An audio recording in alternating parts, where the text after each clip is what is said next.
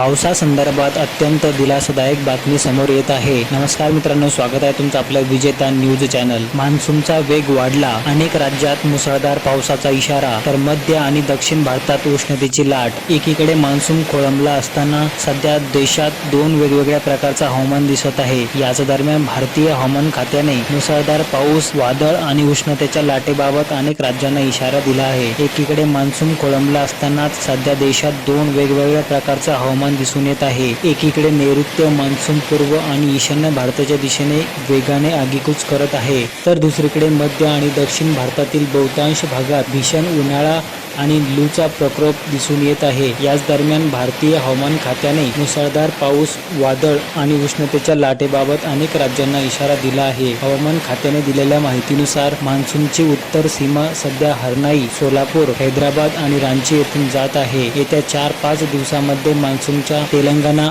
ओडिशा, झारखंड, बिहार आणि छत्तीसगडच्या उर्वरित भागातून आगेकूच करण्यासाठी अनुकूल परिस्थिती निर्माण झालेली आहे। ईशान्य भारतात 24 जूनपर्यंत मोठ्या प्रमाणावर पर्जन्यवृष्टी होण्याची शक्यता वर्तवण्यात येत आहे। अरुणाचल प्रदेश, आसाम, मेघालय, नागालँड, मणिपूर, मिझोराम आणि त्रिपुरा येथे मुसळधार पाऊस पडण्याची शक्यता आहे, तर उप-हिमालयीन क्षेत्र, पश्चिम बंगाल, सिक्कीम, आसाम आणि मेघालयमध्ये कुठे कुठे मुसळधार पाऊस पडण्याची शक्यता आहे। दरम्यान गेल्या 24 तासात गुजरात, तामिळनाडू आणि केरळ अनेक भागात 12 ते 20 सेंटीमीटरपर्यंत पर्जन्यवृष्टीची नोंद झाली आहे, तर जम्मू काश्मीर, हिमाचल प्रदेश आणि झारखंडमध्ये 140 किमी प्रति तास वेगाच्या वाऱ्यासह पाऊस पडला आहे। दुसरीकडे विदर्भ आणि तेलंगणामध्ये 20 जूनपर्यंत भीषण उष्णतेच्या लाटेची स्थिती कायम राहण्याची शक्यता आहे। मित्रांनो, अशाच अपडेटसाठी आपल्या विजेता न्यूज चॅनलला जरूर सबस्क्राईब करा। भेटूया अशाच एका माहितीपूर्ण व्हिडिओमध्ये।